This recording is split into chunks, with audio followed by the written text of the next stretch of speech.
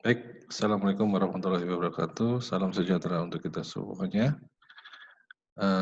Pertama-tama saya mengucapkan terima kasih atas, pertemuan hari ini, atas partisipasinya kalian untuk bergabung di pertemuan pertama hari ini. Semoga kita semua dalam lindungan Allah Subhanahu wa taala dan tetap selalu sehat. Selalu, amin. Tujuan untuk materi pembelajaran untuk mata kuliah arsitektur komputer ini adalah untuk memberikan pemahaman kepada mahasiswa tentang bagaimana komputer itu dibentuk oleh komponen-komponen pendukungnya, kemudian agar mahasiswa memahami relasi inti perangkat keras dan perangkat lunak yang ada. Kemudian kalau kita lihat di sini ini adalah pokok bahasan yang akan kita bahas dari pertemuan 1 sampai dengan pertemuan 15. Di mana pertemuan 1 ini nanti kita akan membahas tentang masalah evolusi komputer. Pertemuan kedua kita membahas tentang bus-bus sistem. Pertemuan 3 kita akan membahas tentang internal memori. Pertemuan 4 eksternal memori. 5 dan 6 masih input atau output. Pertemuan 7 review materi atau kuis. Kemudian untuk pertemuan 8 ujian tengah semester. Pertemuan 9 central processing unit dan unit control. Pertemuan 10 set instruksi, mode, dan format. Pertemuan 11 ada struktur dan fungsi CPU. Pertemuan ke-12 redundance instruction set komputer atau RIS. Pertemuan 13 redundance instruction set arsitektur atau RISA. Pertemuan ke-14 kita membahas tentang kuis, mereview materi yang ada selama pertemuan 1 sampai pertemuan ke-13. Dan pertemuan ke-15 kita melaksanakan UAS. Jadi itu adalah pokok-pokok bahasan atau pertemuan-pertemuan yang akan kita laksanakan di mata kuliah arsitektur komputer. Kemudian ini adalah daftar pustaka yang saya gunakan untuk mata kuliah arsitektur komputer ya, ada 6 pustaka, nanti Anda bisa cari atau nanti Anda bisa searching di katalog-katalog ada di Google. Kemudian di sini ada rancangan pembelajaran pertemuan 1 sampai dengan 14 itu metodenya metode ceramah, diskusi, dan latihan soal. Kemudian ada kuis yang saya akan lakukan di setiap pertemuan itu ada latihan soalnya. Kemudian ini persentasenya ya, untuk ujian akhir itu 40%, untuk ujian tengah semester itu 30%, untuk kehadiran 20%, dan untuk tugas atau kuis itu 10%. Kemudian ini adalah deskripsi singkat tugas yang saya berikan ya, di mana mahasiswa harus menjawab beberapa pertanyaan dalam soal yang diberikan oleh dosen yang bersangkutan. Soal diambil dari pertemuan yang telah diajarkan oleh dosen tersebut. Oke, baik, kita hari ini masuk pertemuan pertama ya. Pertemuan pertama ini kita akan membahas tentang masalah evolusi daripada komputer. Jadi kalau kita berbicara tentang masalah evolusi ini adalah perubahan ya, perubahan dari komputer generasi pertama sampai dengan generasi sekarang. Ya. Oke, sebelum kita membahas lebih dalam tentang evolusi komputer, mungkin kita akan membahas dasarnya dulu ya. Apa sih sebenarnya yang dimaksud dengan organisasi komputer? Organisasi komputer ini berkaitan dengan unit-unit operasional dan interkoneksinya yang merealisasikan spesifikasi daripada arsitektural.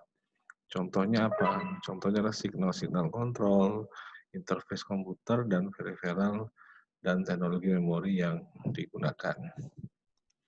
Kemudian arsitektur komputer. Nah, arsitektur komputer ini berkaitan dengan atribut sebuah sistem yang tampak atau visible bagi seorang pemrograman, yaitu atribut-atribut yang memiliki dampak langsung pada pengeksekusian logis daripada suatu program.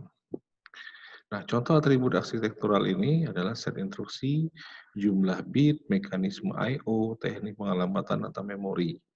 Nah, jadi ini berhubungan dengan biner ya mungkin ya, 01 atau 10. Oke, kemudian kita akan membahas juga yang namanya struktur dan fungsi komputer. Ya, jadi sebelum kita terjun lebih jauh tentang komputer, kita harus bisa membahas dulu dasar-dasar komputer tersebut, termasuk itu struktur dan fungsinya. Struktur di sini adalah cara komponen-komponen dalam sebuah komputer saling terkait, jadi saling terhubung atau terkait ya.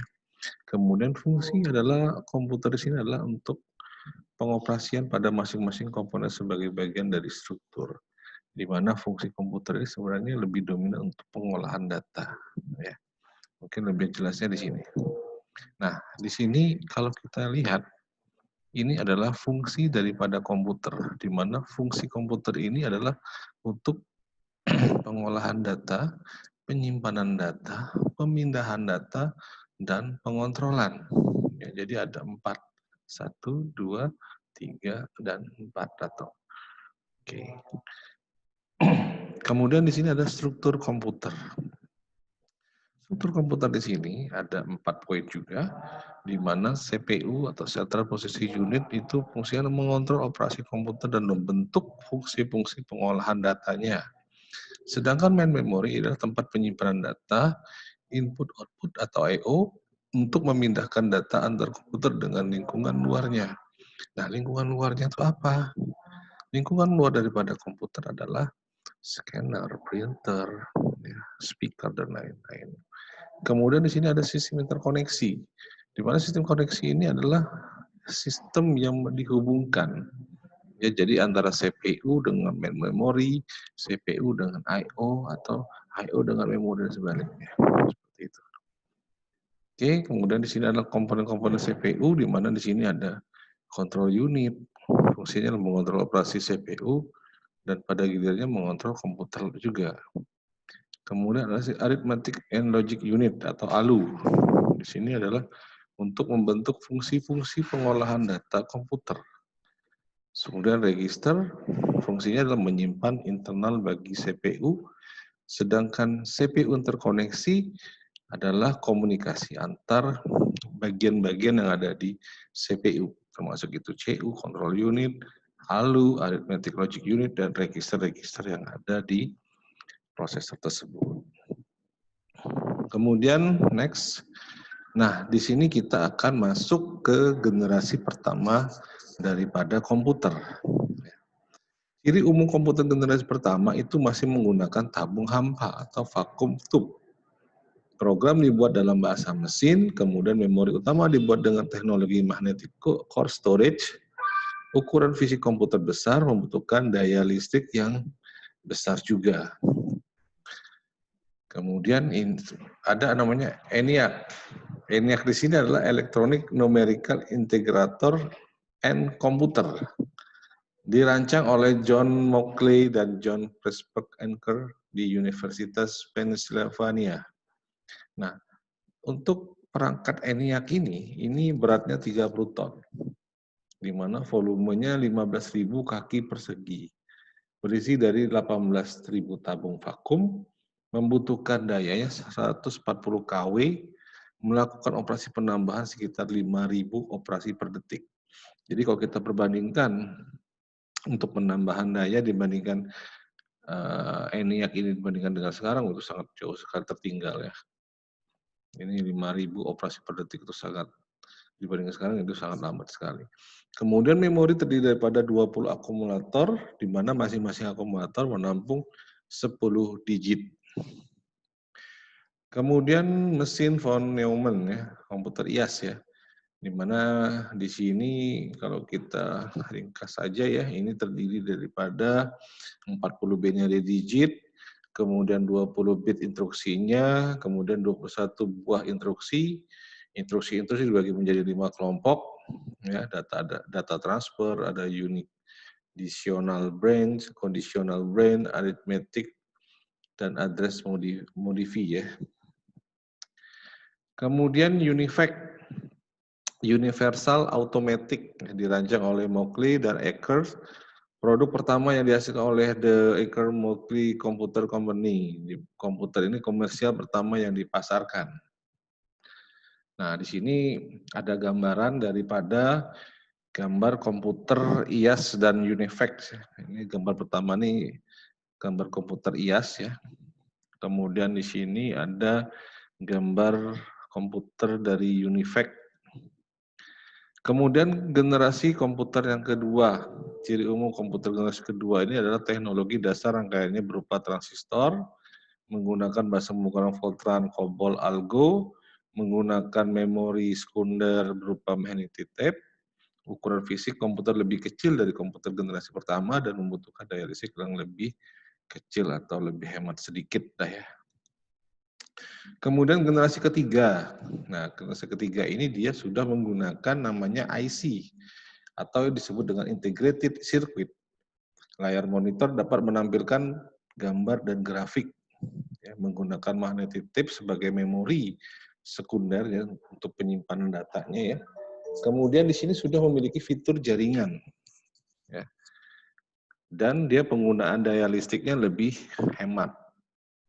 Ya, lebih jelas, maksudnya lebih hemat daripada generasi ke 1, 2. Nah, di sini kalau kita lihat ini adalah gambar generasi ketiga dan ini adalah gambar perangkat komputer generasi keempat ya. Di sini sudah ada bentuk wujudnya ya. Di sini kalau kita lihat di sini ada monitornya, di sini kita lihat di sini udah ada prosesornya dan di sini ada sebuah keyboard. Oke. Kemudian generasi-generasi selanjutnya. Jadi setelah generasi ketiga, keempat, habis itu sudah generasi yang lebih tinggi ya speknya maupun kecepatannya dan lain-lainnya ya. Sampai sekarang sudah i3, i5, i7 dan sebagainya. Jadi perkembangan teknologi itu kalau kita lihat sangat pesat sekali.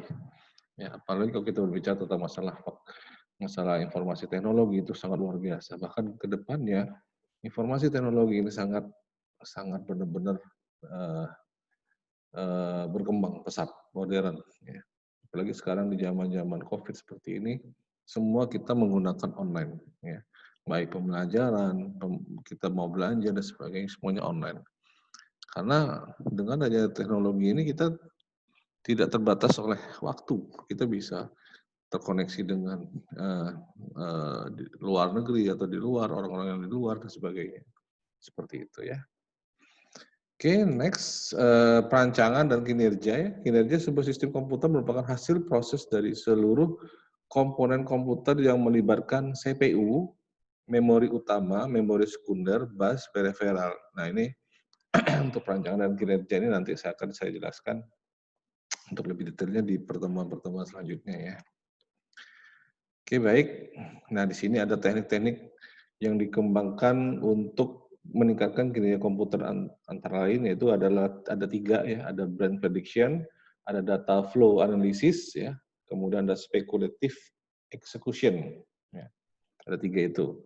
Nah, itu nanti akan Anda bisa baca juga apa sih pengertiannya masing-masing ya di diktat yang saya akan kasih nanti ya. Baik, mungkin itu aja secara singkat materi yang bisa saya presentasikan untuk mata kuliah arsitektur pertemuan pertama ini. Nanti Anda bisa bertanya di forum WA atau di email saya. Akhir kata saya ucapkan, jaga selalu kesehatan, tetap semangat. Wabillahi taufiq wal hidayah. Wassalamualaikum warahmatullahi wabarakatuh.